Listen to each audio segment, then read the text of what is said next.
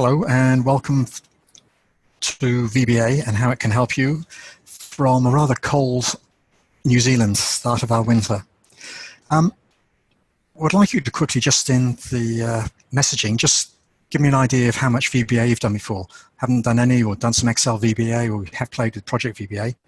That'll help me adjust this talk to appropriate levels. So if you could just message and screen or pass it on to me what the results are. Thank you. So first of all, the usual thank you to everyone and all the sponsors especially. So VBA, yeah, Shreen. Hi. Hello, Gary and Gantt. If you can take a moment to use the chat box at the right side at the bottom of the screen to answer Rod's question about how familiar you are with VBA, that would help him adjust the content for it.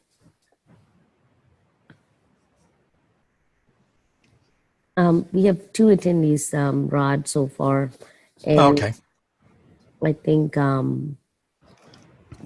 these guys are maybe busy. So we will just go, you can just go ahead with what you have. Okay. VBA is a major point of difference between... I'm sorry to interrupt, Rod. Gary just responded, I have about 15 years of experience with VBA, but almost exclusively MS Project standalone. Yep, no worries, good one. So the more information you've got to manipulate and use in projects, the more useful VBA is, the more one-off reporting you need. I've found regularly, though, that some of my most powerful solutions have been when I've combined Project Excel and SQL Server into one powerful reporting tool. So if any of those things ring a bell for you, VBA is definitely something for you. So the other thing you can do with Project VBA is fill in some missing functionality, and that's the free macro that I'm going to offer you today. What it does is it helps you automatically color all your summary tasks, so it's a separate color for each level. It's something that most scheduling tools can do, but Project can't. Basically, anything you can do manually in Project Excel, PowerPoint, etc., you can combine into a single application. You get VBA to do it.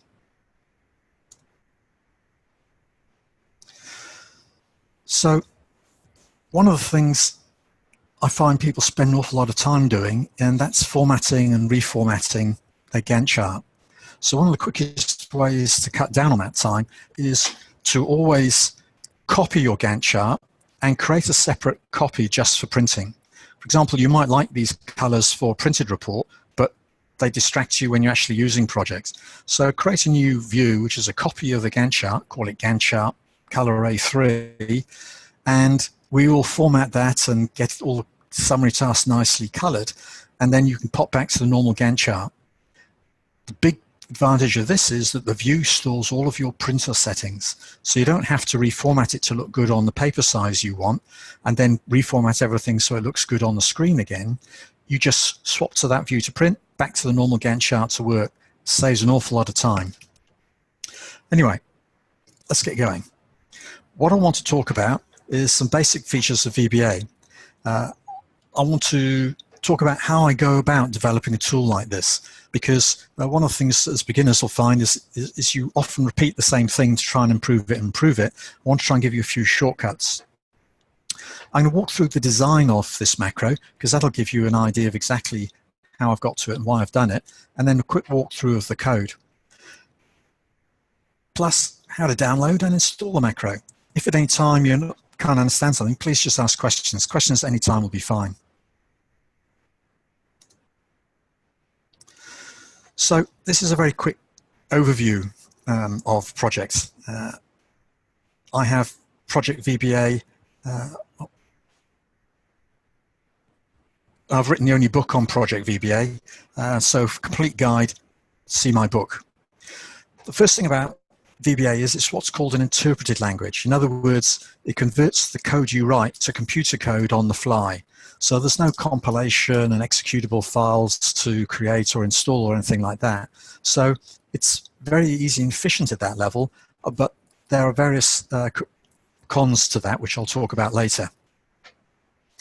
So VBA code can be in a single file, single project file, and use only for that file, or we can copy it to the global.mpt file, and that code is then available for all your project files. Yep. Hey, Rod, we have an actual question and a comment from Gary.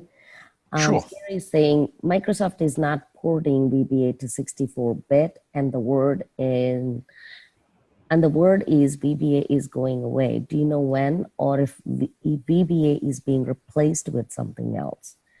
And he also has your book. Good on you. Scholar, a gentleman, and a good judge of whiskey.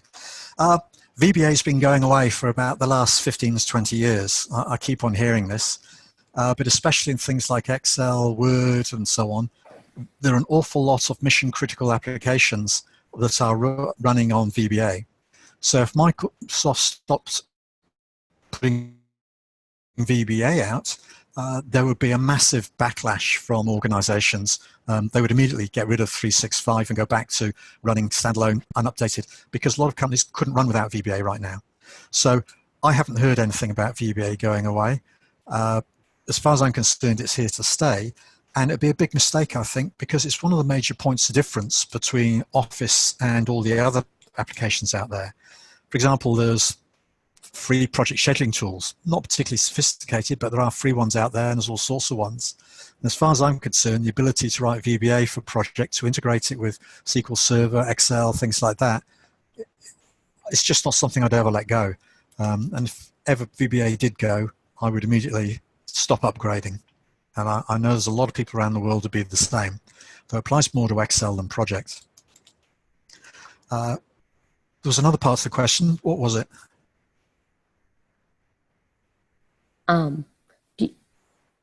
Microsoft is not porting VBA to 64-bit. Yeah, as far as I can understand, I don't have used 64-bit myself. I have to work with a lot of different clients, so 32-bit's much safer. 64-bit, I thought VBA was there. I didn't know that it wasn't there. Oh, Gary, I hope you heard Rod's question about he's not aware that it's not there. It's not available for 64-bit. Yeah, as far as I'm concerned, it's there. I didn't know it wasn't. I understood more like it's not porting well, maybe. Maybe. I'd say I don't use 64-bit for compatibility reasons with lots of different clients. I know if you're using some of the Windows APIs, you've got to be careful about those and port those to 64-bit, but that's not a biggie. There have been some different problems. There's different bugs with the 64-bit compared to 32-bit. But as long as you're not doing anything massive, my understanding is it's, I've never seen anything in the project forums about it not working particularly well. He just did a comment. No, I had to back out Office 365, 64-bit to 32-bit to use VBA. Okay. I've not been seeing in the forums anyone about this, so yeah. You just need to talk to Microsoft support if you want to find out more about that. Certainly haven't seen anything in the forums, which is where usually any problems like this will surface, if they're going to happen anyway. Okay, so I think VBA is a high-level language because there's the minimum of technical constructs. You don't have to, for example, put a semicolon in the right place. You don't have to have the right curly bracket. So it's high signal to noise ratio, where a lot of languages, if you don't get the right decimal point or semicolon in the right place, the code just doesn't work. So none of that. So that's a big tick as far as I'm concerned. Gary, this is probably dead easy for you. For anyone else, though, this is the basic loop to do things. So we can create working spaces or variables. I've called mine tasks. This loops through it. But some people do insist on blank rows. So if not task is nothing, then that if statement in the middle there will happily skip all empty rows. So important you put this in every loop so that you don't get your code stopped by an inconvenience empty task. So the basic one to color all summary tasks would be exactly the same thing, just use the font 32 as the do something. But what this would do is every single summary task the same color, and we could do that under text style summary tasks. So this isn't enough for us. But the font 32 thing only works for the application object. So you can't say this task put its background to this.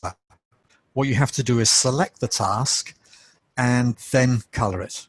Now that's very slow in VBA. If you have to select a task before doing it, it's very slow. You can turn off screen updating temporarily, and that makes it much faster, but it's still slow. So if it's slow, and let's say we've got 1,000, 2,000 tasks in our schedules, and that's reasonably common, we want something that's going to be much faster. So if I had to color individual levels of summary task for a 2,000 task project, how would I do it? I would create a filter to select all summary tasks for a specific level, then color all of those, and then reset the filter to the next level, color all of them, and so on. Now, whenever we have a repetitive sequence like that, VBA is a classic for it. So my design for this macro, therefore, is that we create a filter. I'm not going to assume it already exists because that's risky. I'm going to create the filter in the VBA macro, apply it for level 1, color, apply it for, edit it to work with level 2, select, color, and so on. So we'll do that for 5 levels. This method is massively faster. So 1,000, 2,000 task project can format pretty much within a few seconds. Now we just need a way to color different color choices. So let's go and have a look at the sorts of things we can do in projects. So here's test 1. I've just put some stuff together, and I'll go Alt F1, and this is the code here.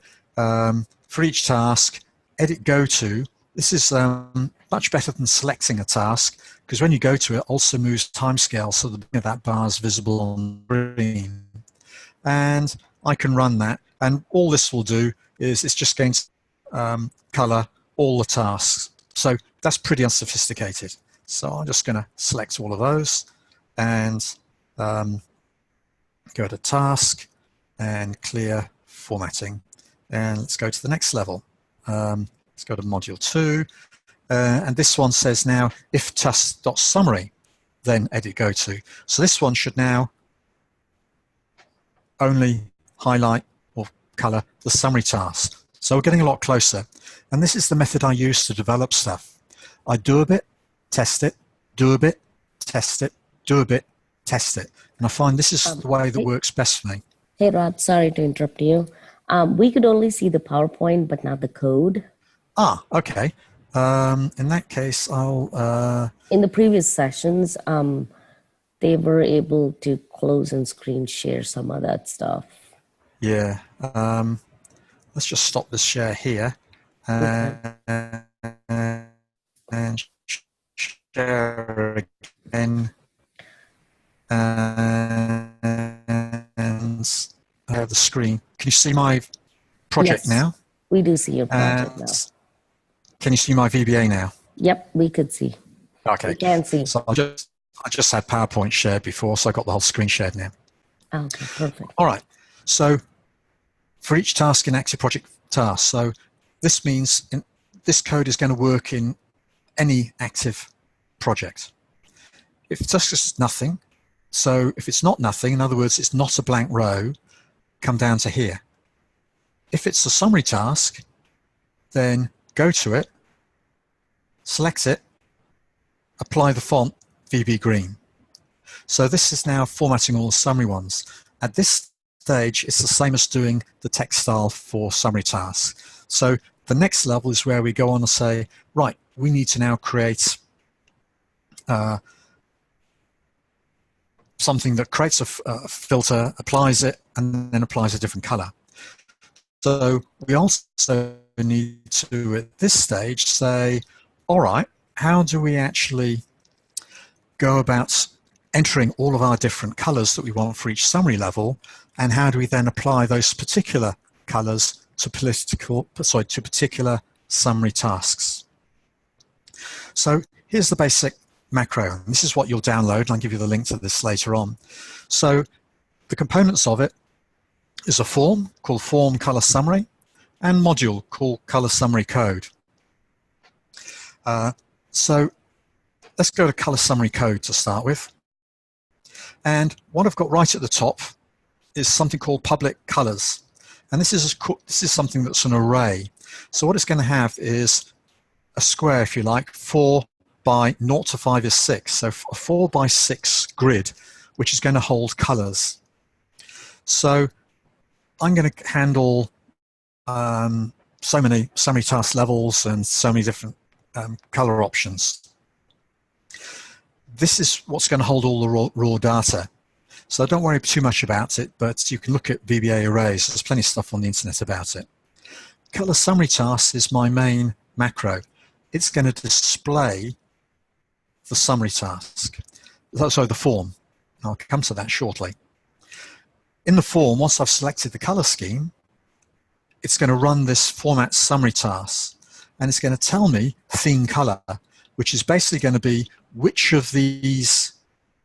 row of this grid, which colors do I use to apply. Application.undo_open transaction means that I can record everything my macro does, and I'm going to have right at the bottom a close undo transaction, so that if my macro does something I don't like, I can go edit undo and undo everything the macro did to my project. Always when I'm testing and running to start with, I'd always save the project before running, so that if necessary I can close it, throw away the changes and reopen if worst comes to the worst. So active project.display summary task, always display summary tasks, never create your own summary task to cover the whole project, because when you create consolidated views, you get the project summary task anyway. So always use the built-in summary task for the project. Original ID. So it always annoys me when I run something if you don't end up back with the original task selected. Where was I? So what this does is activecell.task means it takes the active cell, and assuming it's a task, it'll take the task side of things, .id, that's effectively the row number. And I'm going to store it in a pigeonhole called original ID. So I'm saving excuse me, where the task is, so that at the end of the macro, I can go back and make that original task active again. Just a nice user-friendly thing.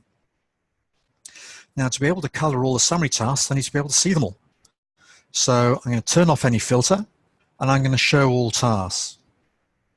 I could actually record the current filter and reapply it at the end. I haven't in this particular version, though. So with the different themes I've got, the first 3 have quite dark colors for the project summary task.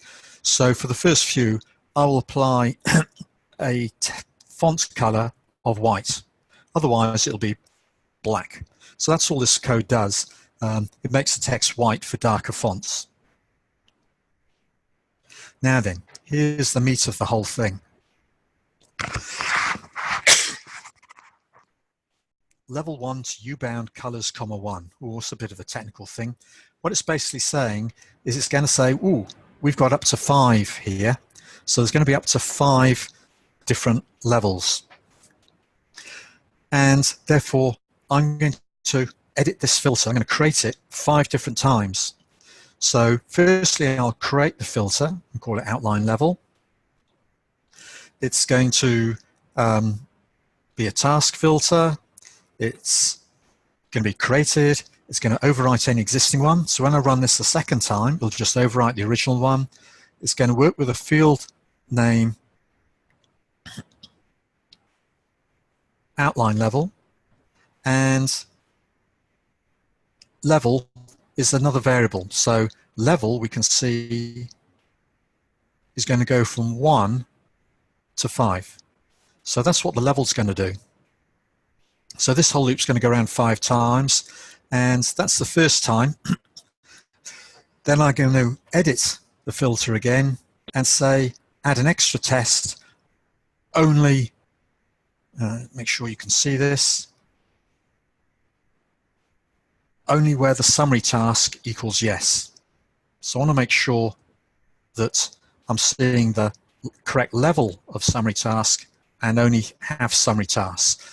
I don't want it to select none summary tasks. Then I apply the filter I've just created or edited. Then I select all of the cells, and then I color them. Theme color is going to come from the form, and the level is, that's from the loop here. So in that grid of colors, it will apply a particular color. Because I've been applying some filters, I'll finish off by showing all tasks again, and I'll set the default color for any further levels to be what's just to be a light gray. Go to my original ID, turn screen updating back on, stop recording what the macro's done or what changes it makes, and we're finished. Fill colors is a sub that's called by the form, and we'll see where that happens soon. So this is where I pre-fill the whole grid in. So you can see we've got 4 different color schemes here. We can choose from any one of these in the form. And RGB chooses what the color is. Now the easiest way to choose your colors, I find, is in Excel. So if I open up Excel, I'll quickly show you how you can choose a color. Book 1, there we go. So I'll select a color, and let's say I like that particular puce vomit type color here. I go back to choose colors, more colors, and when you come up with this colors under custom, you can see here's red, green, blue. So 244, 176, 132. So that red, green, blue color sequence will reproduce this color precisely for me.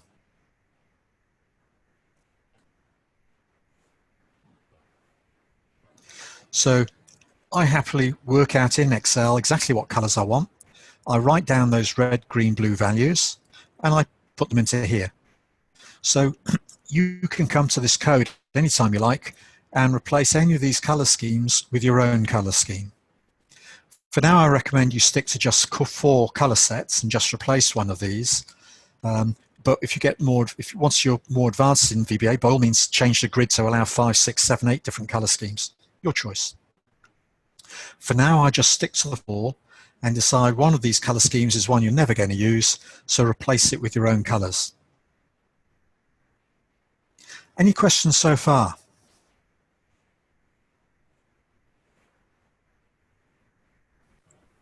Right, it's all been totally clear, all stun mullet look. So, I don't see any questions yet, Ron. Okay, so let's have a look at the form. Maybe you're waiting for this. So I'll just open up the form. Now, forms in VBA are fairly basic. What I'm going to put into this blank box here is the names of the color schemes. And on the right here, I am going to pre-color to show exactly what the color scheme is. And I've got a button to cancel out, and I've got a button to run that macro I just showed you that does all the formatting. Now I can go right mouse click form color, and I can view the code for it.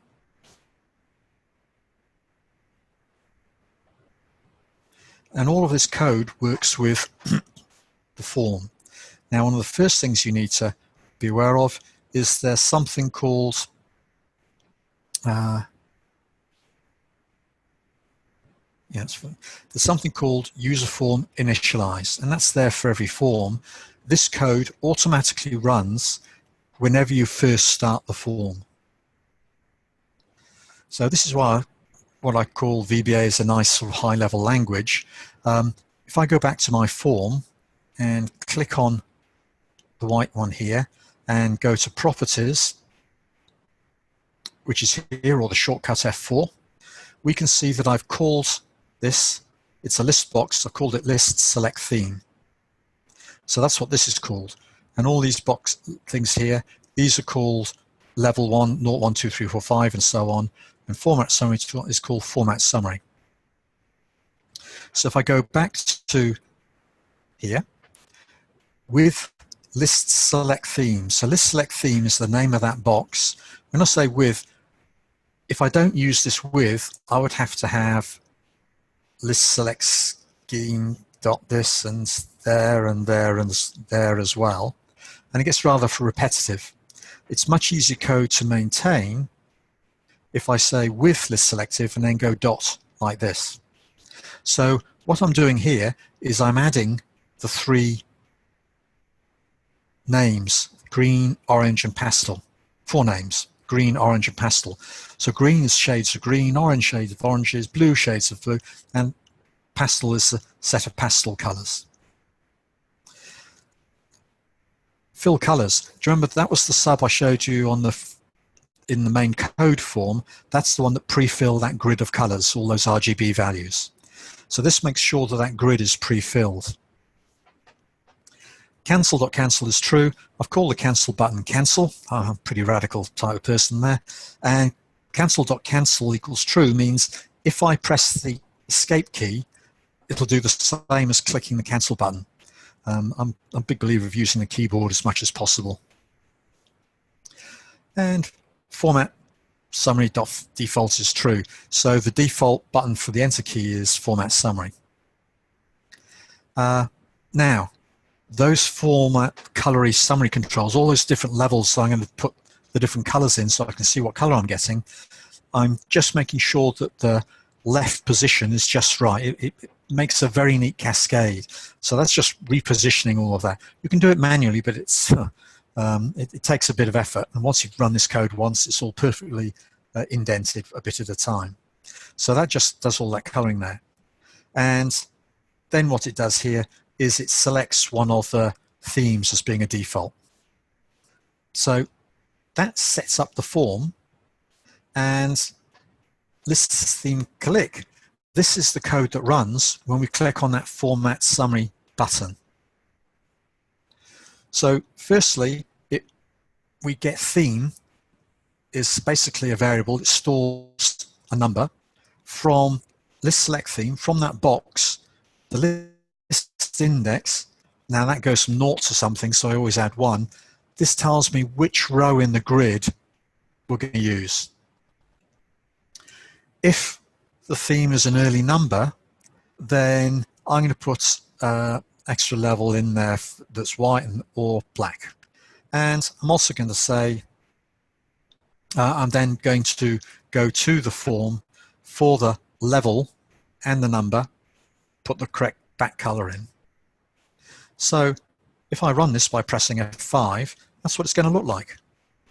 I've got green, orange, blue, pastel. So those are the colors we're going to get on our summary task.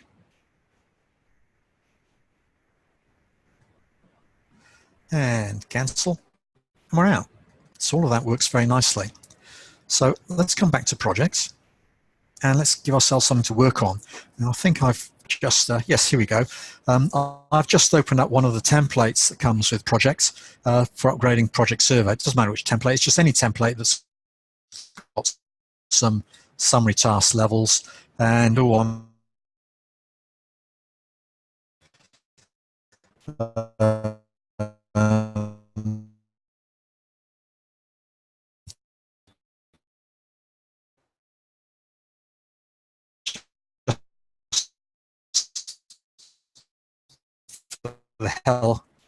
heck of it, I'll just insert another level here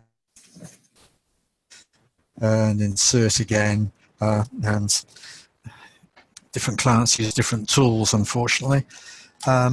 Yes, I know that's there. And that's run, and this is the result. I've now got a different color format for each level of my summary tasks. Hi, Ron. We had a little Yeah. bit of lag just a minute ago. If you can just repeat what happened the last couple of minutes, it would be great. And we have a couple of comments from Gary as well. He Sure. says it's Go ahead. very nice and never thought of this, and it's going great. Ah, excellent. Yeah, it looked like I had a bit of an internet blip, which is odd because we're on. We've got. We're on cable or fiber here, so it's funny to have an internet blip. But I had an internet blip message come up, so yes, there has been an internet problem here. Hopefully, that's just a glitch and it's gone. Yeah, so we can what hear the you macro's now. done, right? So what the macro's done is it creates this form. It pre-fills the values in there. That was that add item code I showed you, and then it pre-fills all of these boxes with the text levels 1, 2, 3, 4, 5, and so on, and colors them. So it's whiz biggie, what you see before you get it. And it'll just run on the active code. So what I think I'll do now, just to show you it works for the bigger project, I think I've got a client's one particular project file here. Let's go to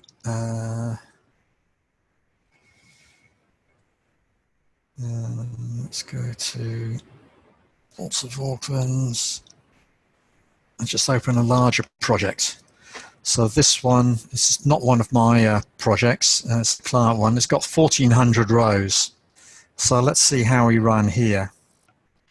So again, what we have to do to run it at the moment is come to here, press F5, and let's go my pastel again. Bang. So 1,400 rows formatted in, I think that was about a second and a half. So the design of your VBA is very important. So one of the prerequisites for someone to write good, effective VBA code is you know the application well. So to take an obvious thing, you don't want to have to pay someone to write a whole load of code to sort something when you know that VBA for projects and Excel already has a built-in sort. So you need to know what your application can already do, because VBA can only work with what your application's already got. So I'll just close this one down for now. And let's just pop back to here and show you where you can quickly download the macro from and how to install it. So there's the link, and you'll all be able to get the link here from the project website. And I think the slide deck's available as well, isn't it, Sri? Yes, we can see the... Yeah. No, but people can get the slide deck easily, so I don't have to wait for everyone to write this down if they want it. The slide deck will be available to everyone for download, or...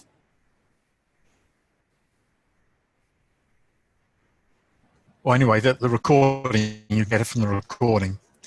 The macro code will work in any version from 2007 onwards, but I do strongly recommend you have the latest updates installed.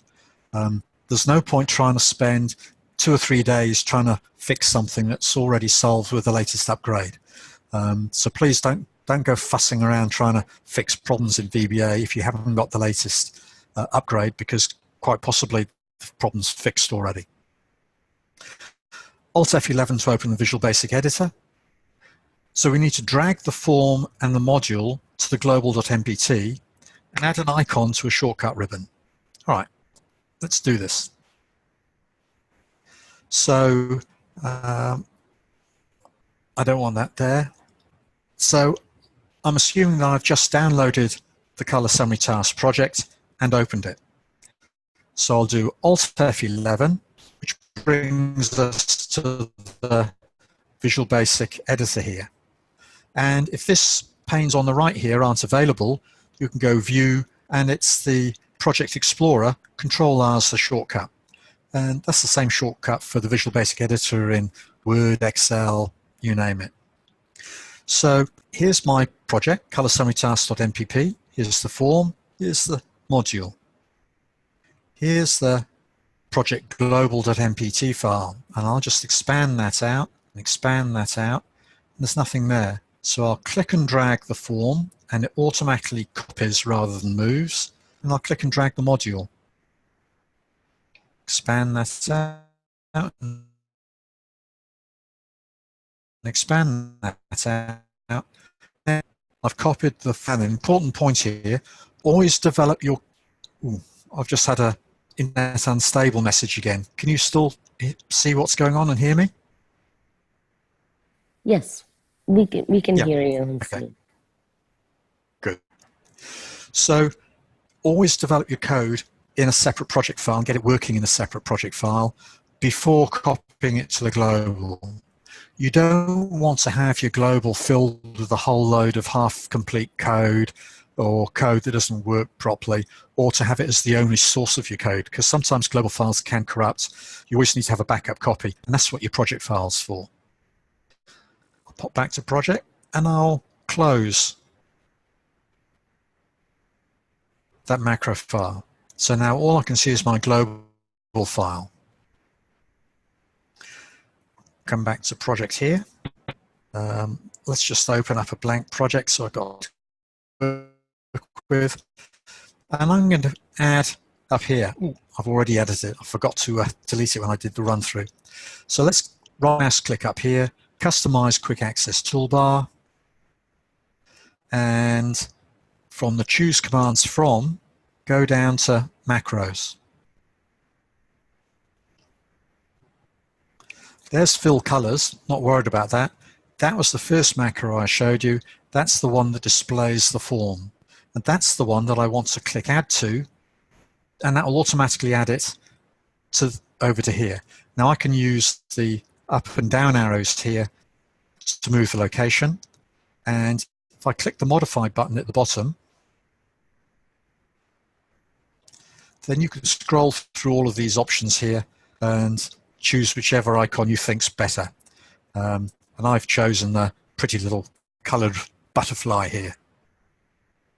Your choice.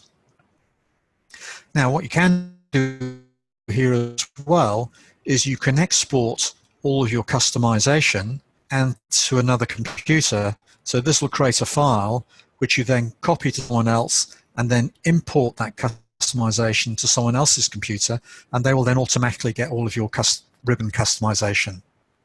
So we've got that done. I'll click OK. And let's go File New, and let's just open up another template. That was the upgraded project server. Let's open up the software development one. Here it is. I don't want that. So let's just get rid of details. There's my Gantt charts. Clear that. And let's go to View, Outline, all subtasks. So I've just created another project straight out of the templates. Here's my little butterfly, and hopefully when I click on here, there we go. It brings up my color summary task, click OK, bang, done. Doesn't come much easier than that. So I think this is a great example of how you can fill in some of the gaps in functionality Microsoft Project has into a macro that runs seamlessly on any project, and just add it to your quick toolbar, or you could add it to a new ribbon if you wanted to run out of everything. Questions? We have a couple of comments from Gary. One of it is, I didn't know you could drag modules and forms from one file to another. He also had a comment about, I've been using the organizer and exporting, importing modules and forms for years. That's all we have. Oh, yes. Move stuff in macro as well. So under File, there's Organizer, Gary was talking about using organizer and modules and using these. Copying from, you'd open up the project file and copy this way here. But probably you've, as Gary obviously has said, oh, yes, we should have known about that before. Where's my, oh, here it is. Clicking and dragging here is a much quicker way. Any other questions, or has anyone got a particular bit of functionality they think would be nice to create in VBA that they'd like to discuss? How do they, or how would I go about creating it?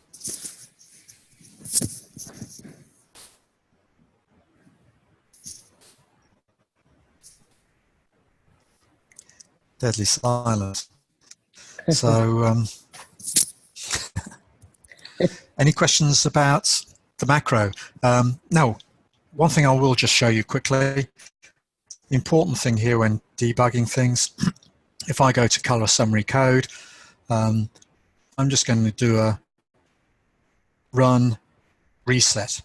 So things like public there, that grid there is already pre-filled. And I'm going to put a click in the left-hand side here. That's going to create what's called a breakpoint. So when I go to projects again, and I click on my little code here, so I run the macro, it immediately stops here. I can now go debug and step over. So F8 is the shortcut here. I'll just go F8 and it's going to single step me through the code. So here's where we're adding the theme names. Here's the fill colors. I'm not going to step through that, so I'll just do the debug step over, which is Shift F8. So that's run fill colors, but it's come to here. Set up the escape key and the default enter, and I'm now going to just align all of those boxes there. Select a theme.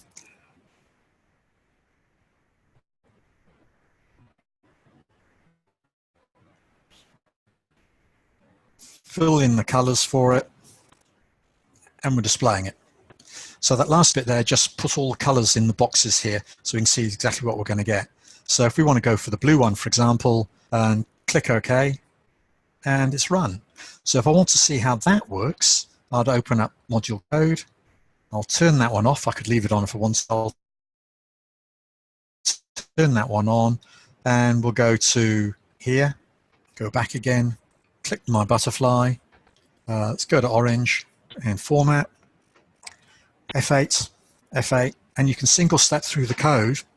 And I encourage you to do this when you get the macro, and what it will do is it'll let you see exactly what's going on at different times. So if you have project displayed on a different monitor, you can start to see exactly what's happening. And I'll go through, and F5 will just finish it off. And I'll pop back across to my code and just turn off that breakpoint. There.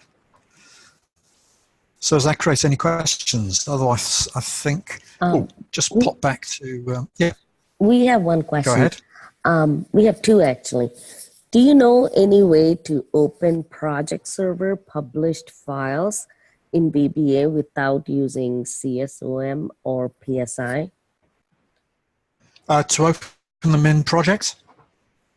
Yes, in the project. In Project Professional, yes. Let's go to here.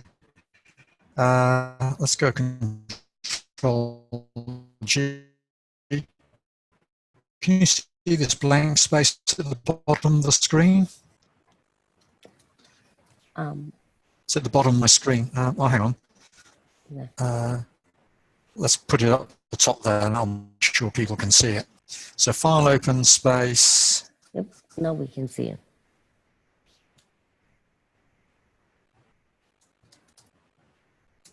I think that's what it is. I think that's what does it. It's in my book, by the way.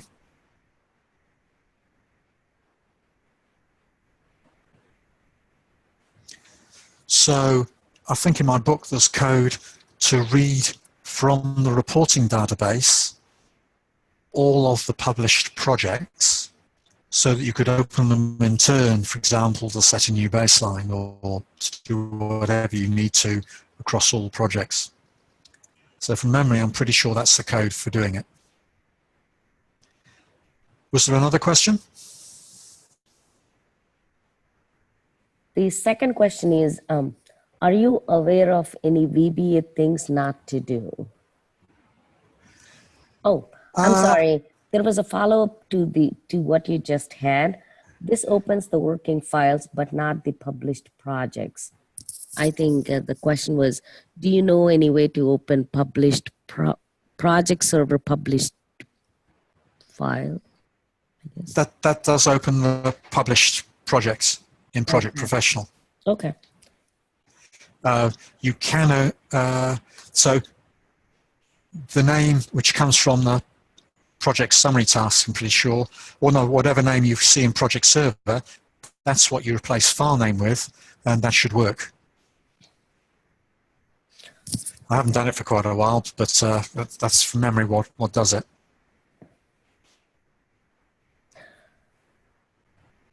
The other question was, are you aware of any VBA things not to do? Or not to do. Yeah, you'll spend far more time maintaining your code than you ever will writing it in the first place. So always use meaningful names. For example, I use the name original ID. To me, that's completely self-explanatory. I don't need to write comments to say, hey, this variable is going to hold the ID of the task that was originally selected, because original ID to me is self-explanatory. So you could just say ID, call it ID, that's nice, short and sweet, but ID of what? Is it the current ID or whatever? So always use self-explanatory code. So indent your code nicely, make it look good, add comments by single quote. Anything following that's treated as a comment and is ignored by VBA when it runs. So don't jam stuff in, don't forget to comment it, try to write all the code at once and then try to debug it. It'll save yourself a lot of time and effort. I often write the comments first to split the thing logically into separate steps, and then write the first step, test it. Write the second step, once I've got the first step working, write the second step, test it, and so on. So not doing that, you can do it if you like, but it'll take you an awful lot more time and sweat. The other thing not to do is to not to do it is basically move the cursor. To format tasks, you have to move it. It's the only way of doing it. So don't move the cursor all the time to individual tasks and then work with them.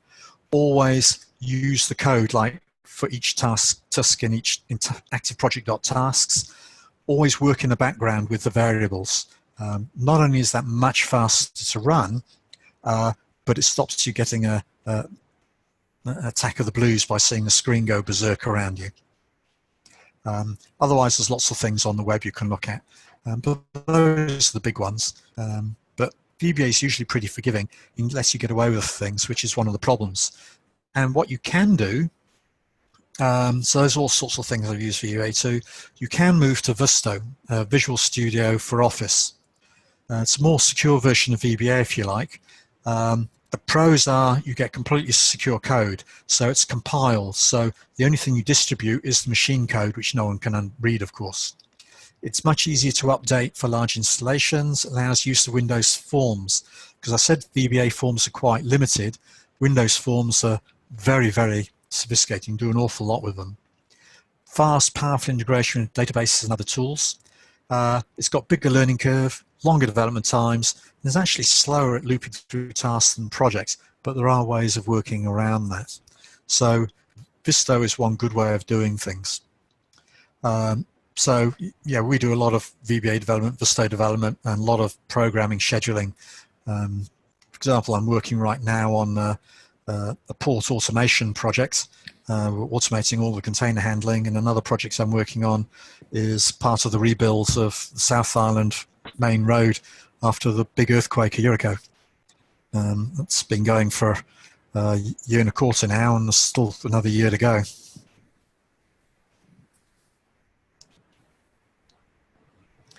And I think that's pretty much time now.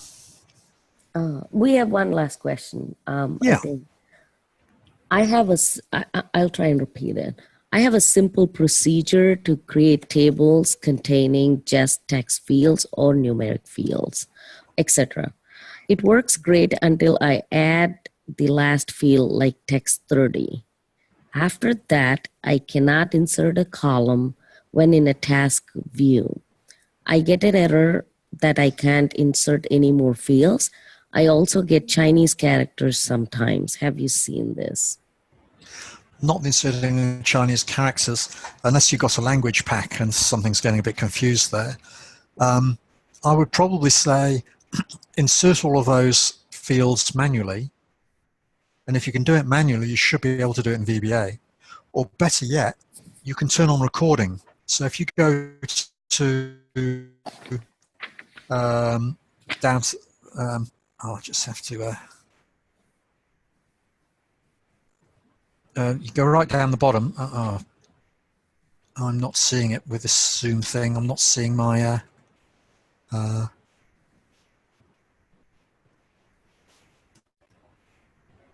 no. Sorry, I can't see my status bar down the bottom. You can right click on the status bar and choose to show the record macro icon, and then you can record a macro. So I'd record a macro of you inserting all of those custom fields. And if you can do it manually, you should be able to do it in VBA. If you've hit maximum number of fields, custom fields, project likes to display, you can't do anything about it. So that's how I'd go about it. I'd do it all manually and use the recorded code. Okay, thank you. That's all the questions we have in the chat. Okay, everyone. Thank you for attending, and happy programming. Yeah. Thank you, Rod, for this helpful information. And I'm sure our attendees have thoroughly enjoyed it. Okay, I'm going to end the meeting. Thank you, guys. Have a good one. Thank you.